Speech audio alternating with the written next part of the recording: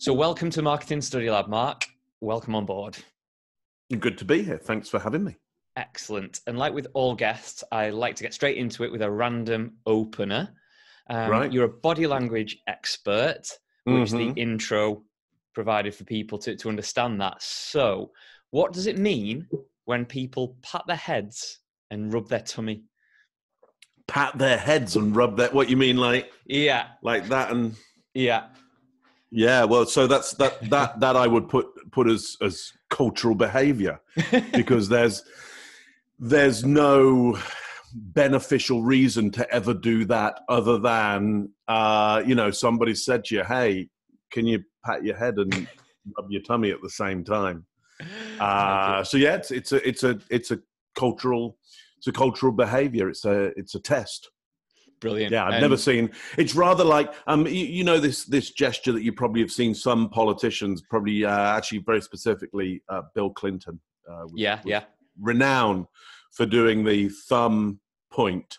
Again, that's not a gesture that anybody really does in real life. There's no reason to unless you're working a Bic lighter or but there's no reason to do that. When we make a fist, we do that, for example, because it tucks the thumb behind here. The fist is obviously to hammer things like this or to punch things like this. And if your thumb is up there, you end up breaking your thumb or certainly spraining it. Yep. And so this is not a natural gesture that anybody would do. Patting your head and rubbing your tummy is not a gesture that anybody would do, other than it's a learnt behavior. Makes you look cool in the playground as well, to be fair. Right. Okay, let's get on to a more serious note. And can you tell us a little bit about your story that brings you to this point in your career and explain what you're up to now? Yeah, so Mark Bowden, I'm an expert in human behavior and body language, and I help people all over the world stand out, win trust, gain credibility every time they communicate. And I do that through nonverbal communication. I help people specifically with the behaviors they can do on purpose in order to influence and persuade others, whether they're a leader or whether they're in sales usually, or running organizations, be they for profit or not for profit. I'm helping people who need to win the hearts and minds of others do exactly that, but specifically through that channel of non-verbal behavior, simply because it's our best way of winning trust and credibility is with our behaviors rather than what we say. So how did I get to that? I was as a kid, I was obsessed by animal behavior and then human behavior. I then went into fine arts and was obsessed with images and how images change people's minds and exactly what an image has to do in order to change people's minds and influence and persuade. And then I got into moving images. And then I got into specifically, well, within a moving image and the human body, what does the human body have to do in order to influence and persuade others, but also influence and persuade you? What can you do with your own body in order to change your own mind and viewpoint and change other people's minds and viewpoint? So I've just been obsessed with that area. It's a fascinating human behavior. It's a fascinating area. You never run out of learning. Yeah, that's true. Yeah, it fascinates me as well. Although I haven't got into any of the reasons or rationale behind it. But when somebody points something out to me, or you're listening to a talk or listening to yourself speak, and somebody tells you something, you're like, oh right, yeah that makes sense. Yeah, well, it's that lovely stuff of understanding yourself and understanding other people.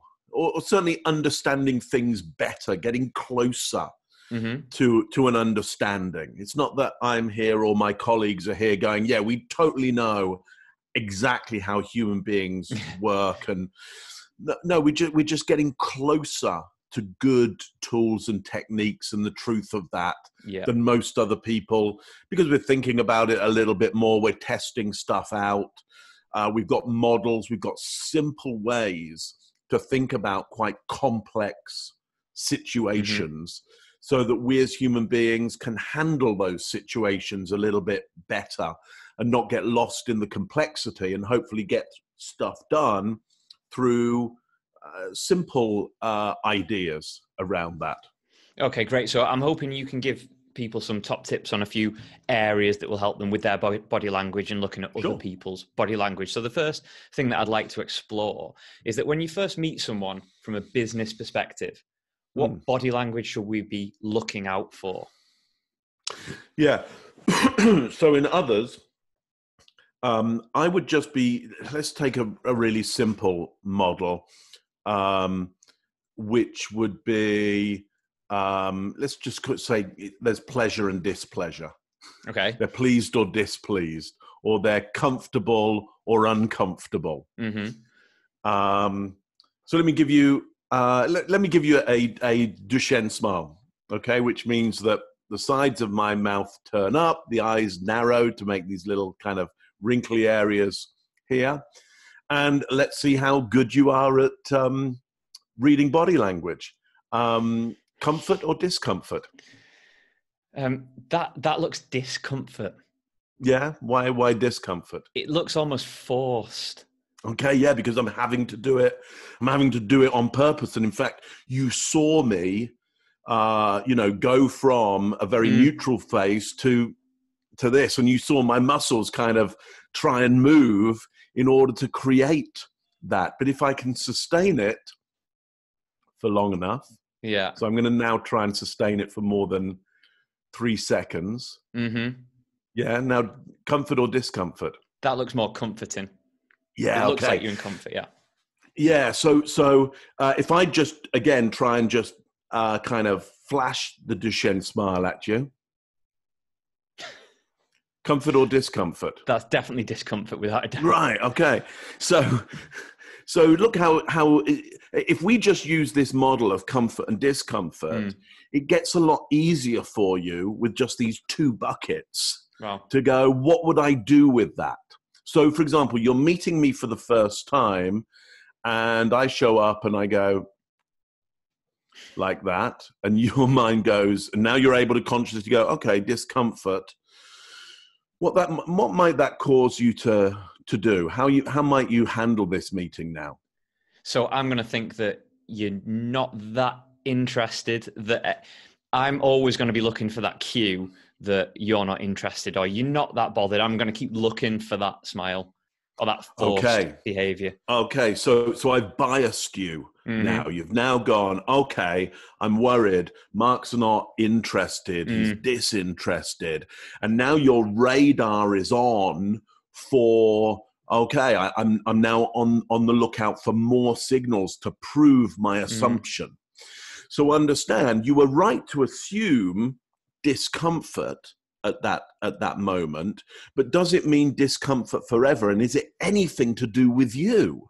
Is it something from a while ago, or something I was thinking, or just I need to get used to you to be comfortable? So here's what we're going to do. Is we're going to read that as, okay, there's discomfort there. But then we're going to put at the end of it, maybe. We're going to think there's discomfort, maybe. And so that allows my mind to know, well, this could change. This doesn't mean it's forever. And I can keep looking out also for signals of comfort.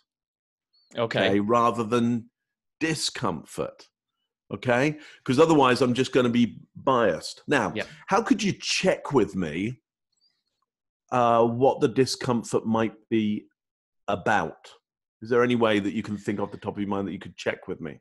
So I'd be looking, if I thought somebody was disinterested or uncomfortable, I'd be trying to ask them questions or engage with them and get them talking.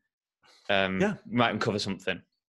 Yeah, exactly. So now you start the interrogation process, which is you start asking questions. You know, hey, how you doing? What's been going on for you? What's and say we're meeting for the first time and it's business, and I think, okay, discomfort maybe.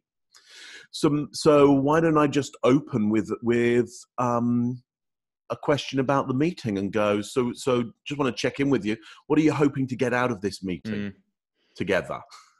So I get you to prove yourself as to why you want this meeting. Okay. Because if you go, Yeah, I don't know. I don't really know why we're having this meeting. It seems like a waste of time to me. I mean, it's just my manager told me I got to meet you, or, the president of the company or the board say, I got to check you out as a vendor, but I don't get it. Then I can go, okay, right. I totally understand that. I get that. So we've started this interrogation, this light interrogation process, and the nonverbal is just some keys around that to help us. And we're going to keep this idea of maybe in our mind as well, so we don't get too biased. Let me give you one more around comfort and discomfort. Yeah. So I give you that flash of a Duchenne smile like that, and you go, okay, discomfort, maybe. And then I do this. So comfort or discomfort? I always cross my arms. So I've always been told that's a negative thing. Now, for me, the way I'm viewing you now, I would see that as disinterested and discomfort. But in my own mind, I'm just thinking, well, I do that quite a lot. But that's just because I feel comfortable in that stance. But having said that, I'm looking at you and it's like, yeah, you don't want to be here. You got better things to do. Okay. So you're right in that this is comfort. Okay. Yeah. Wow. And what's happened is we've read too much on the internet that says closed. Doesn't mean closed. Yeah, it could be creating a barrier, but some of the barrier that it's creating is maybe more about the barrier that creates a bit of comfort for me. Okay, so we go, okay, comfort maybe. Okay, yeah. And again, we start interrogating based on that to get more information, so we can get more information about is this person comfortable or uncomfortable right now? Are they pleased or displeased? Are they open or are they closed? But again, we're just using these simple binary models because it's easy to place gestures in those, and we keep it open by using the idea of maybe. Does this make sense to you? Absolutely. Far? Yeah. So I love anything like this. It's so fascinating. Yeah. Love it. But understand what we're trying to do here is keep it really simple. Yeah. Because otherwise we can't get on with the conversation, and I can't do the interview or interrogation or sales meeting or leadership if I'm trying to look at the minutiae of like what's happening and what was that a micro gesture there, and he nodded his head there and did a slow blink. So so now that's really hard for most of us to do. Yes. I'm not saying it can't be done, but it's really hard for most of us to do. And given that the majority of people, tuning into this are not looking to be experts in human behavior and body language, you're looking for tools that you can use that will make a difference. I'm going to say to you, look, we don't need to be looking out for, nodding of the head and slow blink and this micro gesture and what moderators or self-soothers is somebody using in the minutiae. We just need to create simple buckets, categories that move us forward, and we can think about and have conversations at the same time. Sure. So let's flip that then. And in terms of, have you heard of Dragon's Den or Shark Tank in America? Of course, yeah. So somebody walking into a room like that, or any scenario, how would you come across as confident and credible to somebody that you might not have met? Lovely, yeah. So let's just suggest in those situations, we're looking for people to trust us and see us as credible. And you're right, to be confident in us. Doesn't really matter if we're not confident. They need to be confident in us. So they need to see behaviors that trigger them with an assumption about us that says, this person is confident, or I'm confident in them, I trust them, and I see them as credible. So look, people who don't believe that they're in high risk environments, okay, so will be more open in their body language. They'll take up a little more space, and they'll especially be open in areas of the body that are high-risk areas from attack, from predators. Okay, so before I concentrate on, actually, let's go to the larger body mass for a moment. I'm just going to step back. Actually, I'm going to lose these headphones for a moment and just step back here, give you a better view of me. Sure. There we go. Hopefully the sound is still coming across, but all I'm doing for you now is open palm gestures at exactly navel height. And I'm really displaying this navel. I can do it with the jacket buttoned up. It doesn't need to be fully displayed there, but I'm doing open palm gestures at navel height as I speak to you right now. Yeah. And I just want you to think in your mind, how confident, calm, assertive, trustworthy, and credible do I come across? And now all I'm going to do is drop my hands down by my side, crunch in my stomach slightly.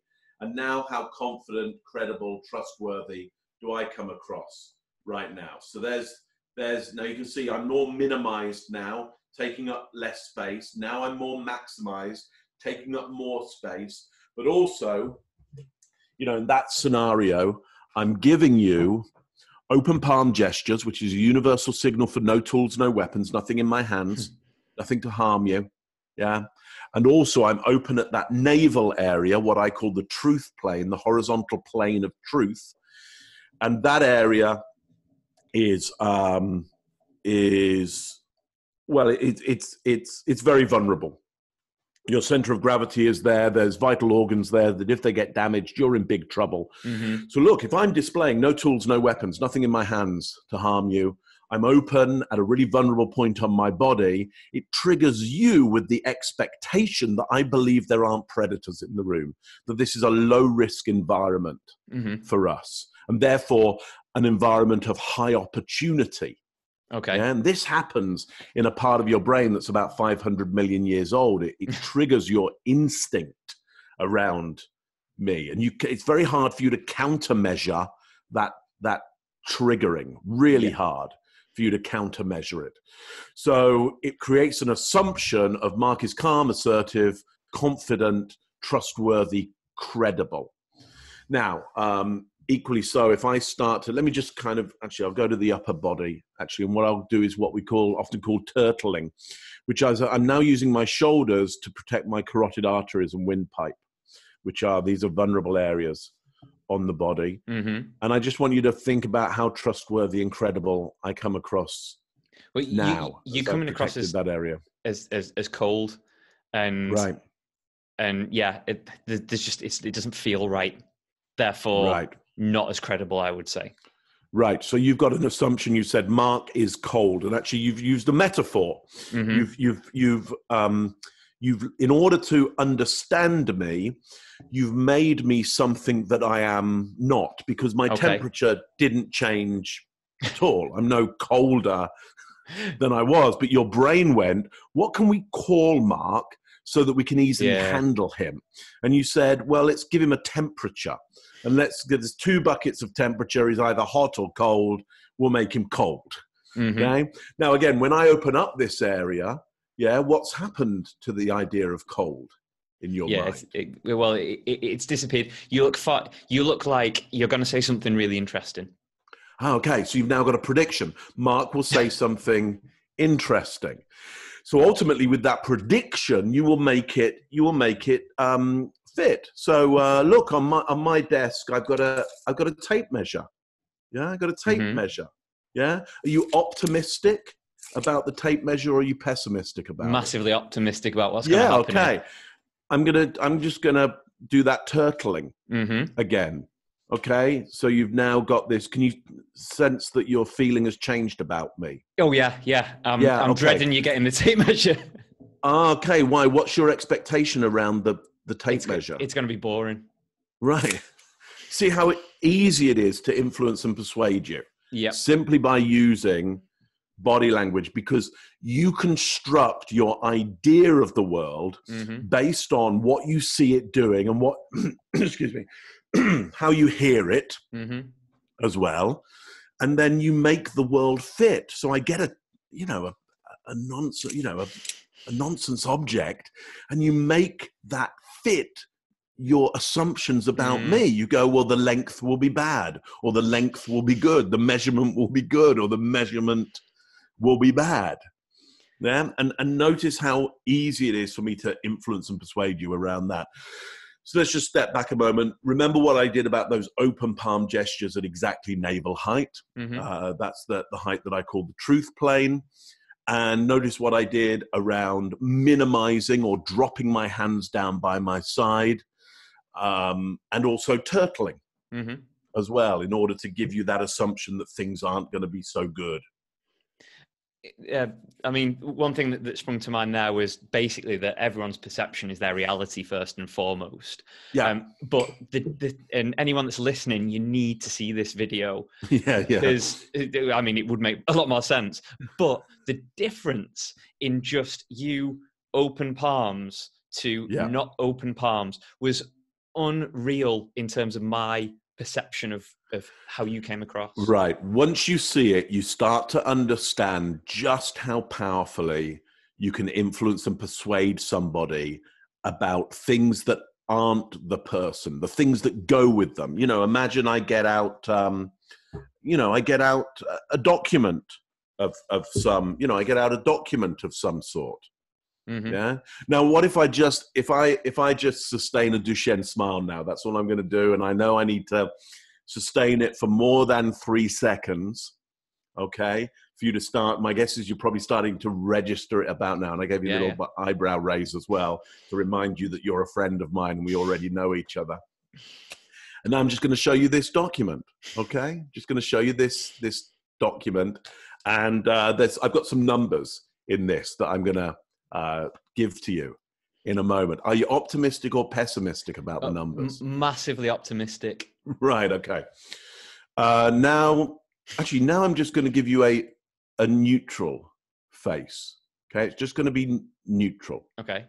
Okay. I'm trying really not to do anything with my tonality of voice or my face. I'm just keeping it very, very neutral. And I'm just going to show you this document. Okay. And there's some numbers in that. And I'm going to show you those numbers in a moment. Okay. Are you optimistic or pessimistic? No, pessimistic without a doubt. I'm going to owe you money at some point. Right. So that's interesting because I'm trying to show you nothing, but you've gone to pessimism. When insufficient data, our instinct defaults to negative. Right. If I don't give you some more overwhelming data that says, hey, this is an opportunity, you just go, well, we can't tell whether this is an opportunity or not. So let's make it, let's catastrophize and make it a really bad situation.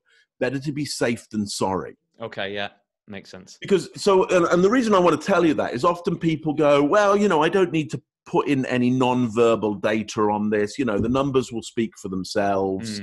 And I'll just go in and kind of neutrally give the news. It's like, no, people will default to negatives.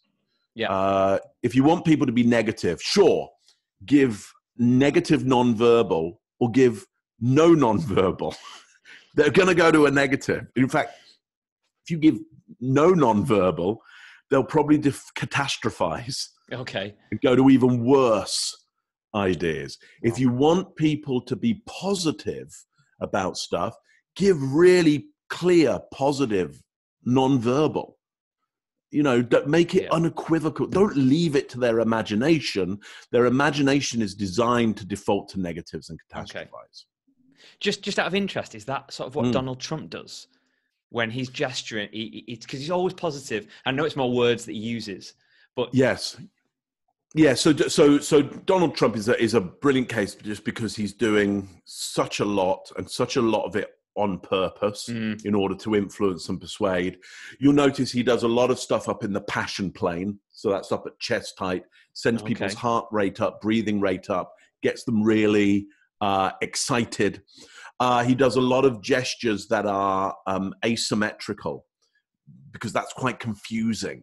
So, and he does with that a lot of vocal linguistic patterns that we'd often call nested loops, which means they start but they don't finish, and then they start again with something else and they don't finish, and they start again with something else and they don't finish, and then he lays down an instruction. which means that the brain is going, I don't understand. Where's this going? What's going on here? And then there's something really simple, and your brain goes, oh, but I understand that. That's good. Okay, that's good. And you'll notice he'll come to symmetry and sometimes go down what we call his wheel plane, which means into that center area to go, this is true, this is gettable, so action this.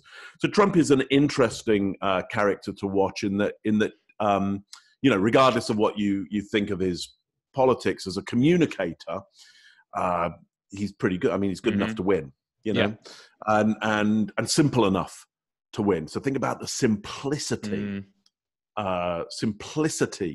of it. I mean, let's look at that simplicity of message, because it's interesting for any marketeer to think about simplicity of message. Yeah. When you think about Trump in his last election, when he last won, what was his message? Well, the message was "Make America Great Again." Yeah. Hillary, who was his competitor. What was her message? I don't know. You don't know, do you? No. Right. Don't know because it wasn't simple enough. Yeah. It wasn't simple enough. How often did Trump give his message? Yeah, well, he had it on front and center every single time he spoke. He had it on T-shirts. He said it again and again and again and again through multiple medias. Yeah. He didn't just say it once and go, I said it once, so I think people will get it. Mm-hmm. No, he said it again and again and again and again. Put it on hats. Yeah. Put it on people. Got other people saying it. Mm-hmm. Now, you may agree or disagree with the message. We're not talking about whether it's a good message or a bad message or useful for a country or people. But what we're saying is, as a piece of communication, it's a great example of, because often people will say to me, is it true you have to repeat the message 3 times? Tell them what you're going to tell them. Tell them it, and then tell you it's like, no, you're going to tell them on a Monday, tell them on a Wednesday, tell them on a Monday at 1 o'clock, at 2 o'clock, at 3 o'clock, tell them via the TV, via the internet, via the packages that they buy, whisper it in their ear, tell their best friend to tell it to them. It's like you're going to try and tell them as many times as possible through multiple channels, because eventually they will start living that. Yeah, they'll start really experiencing. I love that.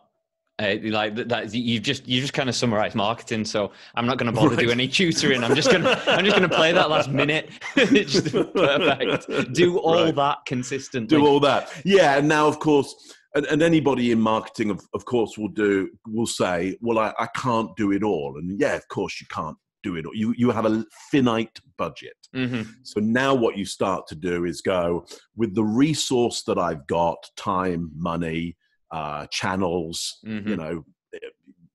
human power, whatever it is, time span to get it done.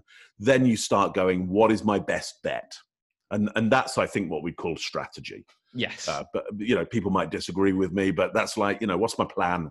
Given the resource, what's my plan? Because I can't keep on telling them through multiple channels every day. It's not just marketing that I always say to everybody, if you're ever stuck for anything to think about in terms of an exam, an assignment, or just general rules of life, it comes down to 3 things: time, money, resource. And that is it. Right, absolutely. And we find that we have tools, but certainly in industry, we get tools that are to help with that. Mm-hmm. Yeah. Ultimately. Let's take let's take the telephone as it originally was. Well, what was that? It meant that you could get to more people for less money quicker.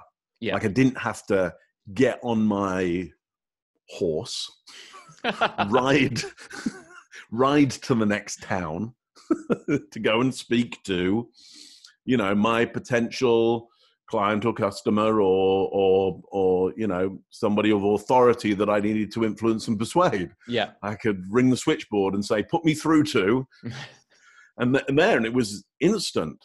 Mm-hmm. Yeah. And so it obviously cost to use the phone, but the upside is that I could get to more people quicker, for less resource. Yes. And that's what we're trying to do actually with the nonverbal tool, is to go, if we use this, can we get to more people quicker for less? Like, what is the economics of putting a little more emphasis on non-verbally what we're doing, rather than all our emphasis on verbally what's going on? Sure. So we're in that, I'm going to stop saying Shark Tank Dragon's Den scenario, because that just provides connotations of something that's sweaty palms and people staring at you and all that kind of stuff. Right. If you're in a workshop, you're in a meeting, you're in any walk of life, and someone is not engaged with what you're saying or the conversation, how can you tell? I mean, I think that's obvious, but how can you tell? But is it possible to get their interest back? How do we start to do that? Or how can we tell we've done it? Yeah, sure. So first of all, you know, how do you tell? You know, what are their tells? What are their tells that they are disinterested? Well, there aren't any tells. Okay. Again, it's maybe. Right. Yeah? So they're working on their phone. Well, are they taking notes? I've had situations where I've gone on done a keynote, and somebody of great authority has been there on their phone throughout. Yeah, and I've been thinking to myself, oh, well, this is it. I mean, they hate it, don't they? They're, you know, I had once had the head political speechwriter in a talk of mine. Okay. And the people organising the talk were super excited, because they look, we got the minister's speechwriter along. It's going to be, this is great. You know, we're so pleased. And she was there on her phone all the time. And I'm thinking, oh, that's it. Hates it. You know, she thinks she knows this stuff already, which then I'm going, of course, she doesn't. I'm a world expert in this. She isn't. Anyway, she comes up to me after the speech, and I think to myself, oh, here we go. She's going to go, well, you know, this doesn't work for us. And she was like, that was amazing. That was brilliant. I wrote down every word. So, and I'm an expert in this field, and I defaulted to negatives. Wow. Because that's what we do. Yeah.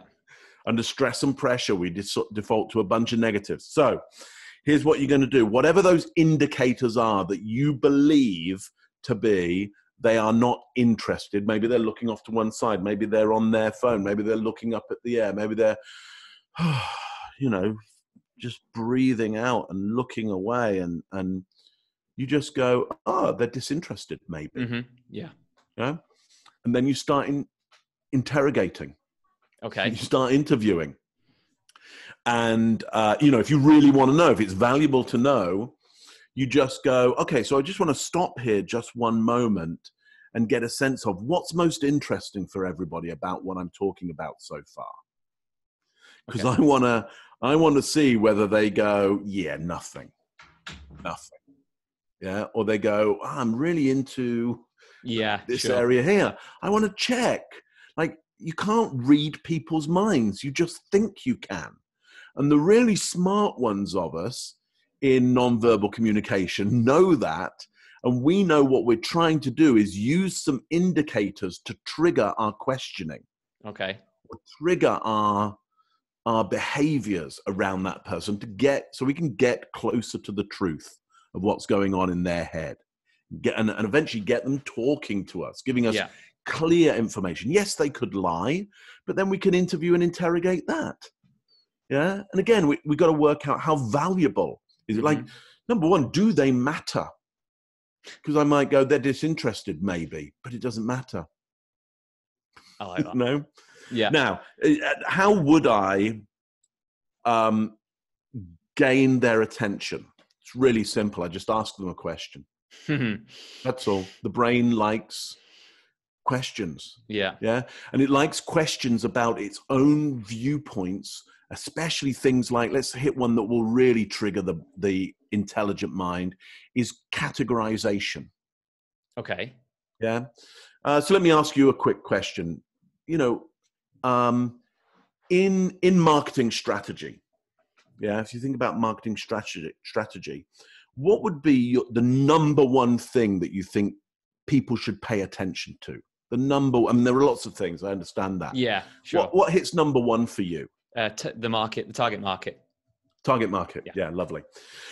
So notice what happened there. When I ask you, give me something that you know about. Yeah. Yeah. Categorize it. Mm-hmm. Yeah. And you give me an answer and I just accept. It's not so necessarily agree. I just go target market. Yeah, exactly. Yeah. I've engaged you. Yeah. Your brain can't resist it. Like if I say, my guess is you've seen my guess is you've read a bunch of business books in your time. Yeah. Marketing. My guess is on marketing as well. Yeah. Yes, sure. Yeah. When it comes to marketing business books, what jumps straight to mind for you as the number one? I know there might be a bunch of equals and it's a hard thing to do, but if you had to tell me right now, what's your number one marketing book? What would you tell me? This is Marketing, Seth Godin. Nice. Okay. Yeah, absolutely. So notice you don't get there. No, I'm not going to tell you. No, I'm so disinterested in this. Mm-hmm. The moment I start to I start to interrogate you, especially with that idea of tell me your top one, mm-hmm. your brain engages. Yeah. It's hard for it but not to. Not only that, what I've learned in doing like day workshops, if you ask a question similar to that, but I didn't put any science behind it, but similar to that, and get people thinking and actually engaging the brain, they're more interested and they're more attentive because they don't want to be that person that gets that question that they don't know. So I better listen because he's asking questions. Right. Also, yeah. Now, here's what I would say: the brain doesn't like questions that it can't know. It can't know that it'll get right. Yeah. Okay.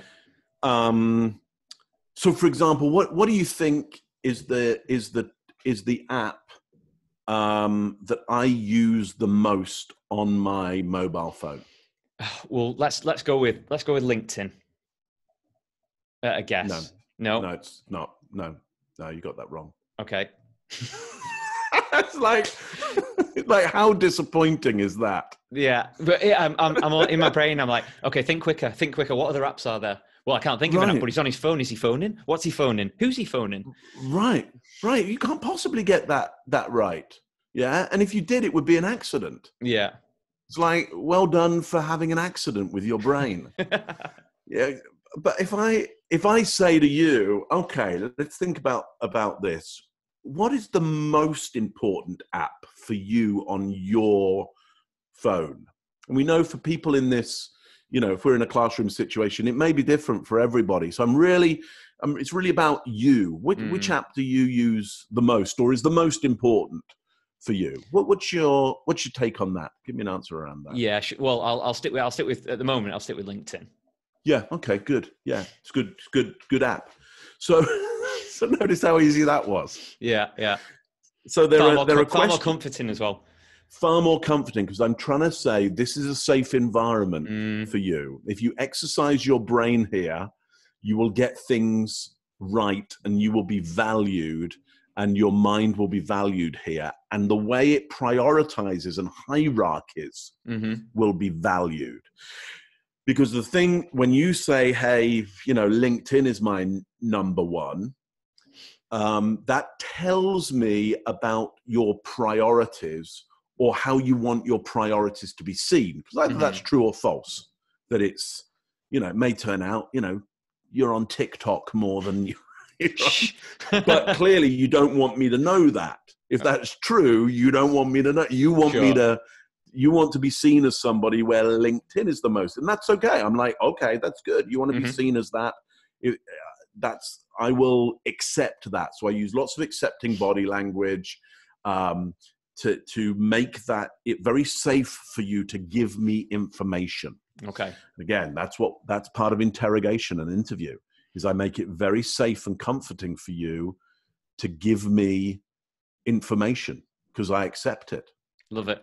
Absolutely love it. I could throw questions at you all day about things like this. I find it so I fascinating. can probably answer all day, so that would be okay. Yeah, absolutely. Yeah, and then we've got a 7-hour podcast, which is just brilliant. We break all records and everything. Yeah, for sure. I am really conscious of your time, so I always finish with some quick fire questions, which are pretty random. Yeah, go for it. Excellent. So, what's that source of info that you can't live without? Oh gosh. Source of info that you can't live without. I'm going to say my eyes. I mean, my guess is you were looking for channels. No, it can be anything. I like that. But literally, I so like the visual world, and we as humans are so visual. Like there's a massive amount of our brain that's dealing with that visual part. Even if you're blind, you still still can visualize. I'm going to say that visual source. That's cool. If we're looking at the news, I want to see pictures, not necessarily just read. Yeah, that is true. So what was the last thing you remember Googling? I don't remember the last thing that I was Googling. So the last thing I remember Googling. What was the last thing you looked up online? Oh, it must have been. I had people over for dinner last night, and it was one of those things where I'll Google it, random. and it turned out I got it wrong. Hang on, what was it? Oh, that was it. That was it. There was a discussion as to whether in Star Wars, the white in the on the planet Hoth, the creatures that they ride. Yeah. I was saying, I think they're banthas. Well, they're not. Those are on Tatooine. They're tauntauns.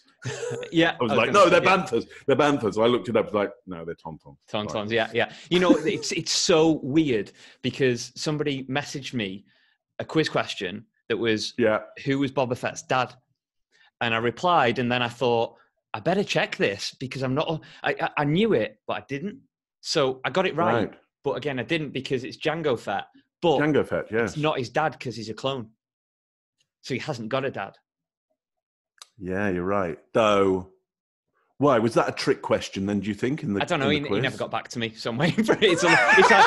It's either a long quiz that he's been in for 3 days or the answer was wrong. So I don't know. But when I find out, I'll let you know. Yeah, that'd be interesting. Okay. That'd be interesting. If you could tell your 10-year-old self one thing, what would it be? Oh, just keep going. Just keep going. Like it. It's the best advice that I've ever had. It was like, just keep on going. Keep on going. Keep at it. That's cool. Keep at it. Really like it. Yeah. Final 2 questions. First one. Is it hard to switch off from analysing body language? Well, we're doing it all the time, unconsciously and consciously. So yes, absolutely, it's hard to switch off. Now, at a really conscious level, can I switch off? Yeah, absolutely, because I'm as lazy as anybody else.